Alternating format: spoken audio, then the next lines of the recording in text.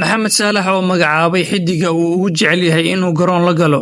Xidiga Liverpool Maxamed Saalax ayaa si cad u muujiyay xiisaha uu u qabo in Kevin De Bruyne uu ku soo biiro kooxda.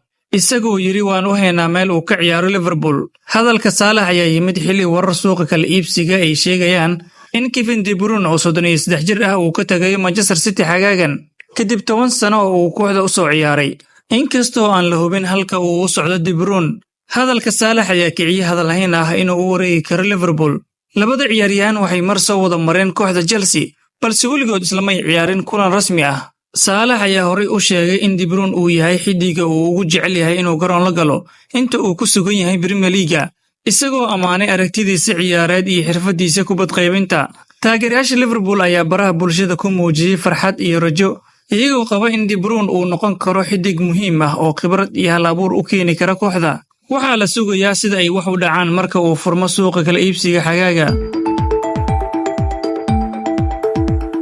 Dhinaca kalena, Xabi Alonso oo shaaciyay inuu ceyrinayo daafac Real Madrid in badan ay ku tiirsanayd. Alonso ayaa doonaya inuu xagaaga keeno daafac bidix cusub, isagoo raadinaya beddelka Mendy oo ku dhibtooday dhaawacyo iyo ciyaar aan joogto ahayn sanadihii u dambeeyay.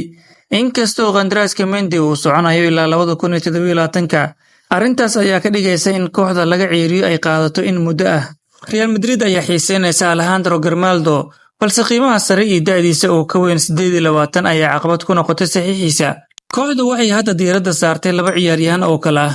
Manuel Gutierrez oo ka tirsan Girona, waxaa suuragal ah in kooxda uu ugu soo laabto qiimo jaban, maadaama ay jirto qodob u ogolaanaya kooxda inay dib u soo ceshan karto. Alvaro Carreras oo ka tirsan Benfica waxa uu noqon karaa mid adag in la helo sababo la xiriira qiimihiisa oo aad u sareeya.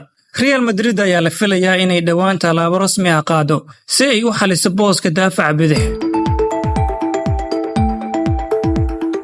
Waxaan soo gaarnay gabagabadii muuqaalka. Haddii aad ilaa dhamaadka muuqaalka nala soo gaartay, ha ilaawin inaad muuqaalka like saarto, sidoo kalena aad sii share gareyso. Haddii aad nagu cusubtahay nagu soo biir oo ka mid noqo asxaabta nagu xiran. Mahadsanid.